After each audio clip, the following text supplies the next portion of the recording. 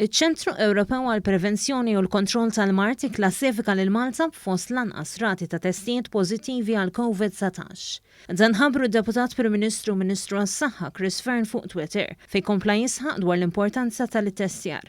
Il-virologu Dr. Chris Barbara sostna li l-istrateġija li adottat Malta tul ix-xhur ħadmet biex sa issa laboratorji f'pajjiżna ipproċessaw aktar minn 470,000 test. Konna wieħed mill-iktar pajjiżi li bdejna nittestjaw u għadna wieħed mill-iktar ma' ħafna pajjiżi llum qed jikkupjaw l-istess sistema li qed nużaw aħna.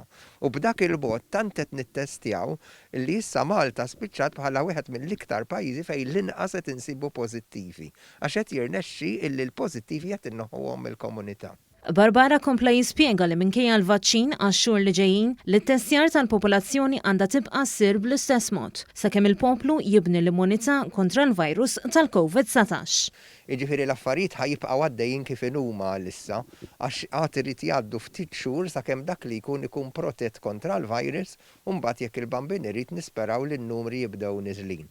Għalissa kulħadd jibqa' għaddej bl-istess sistema li għaddejjin bħalissa.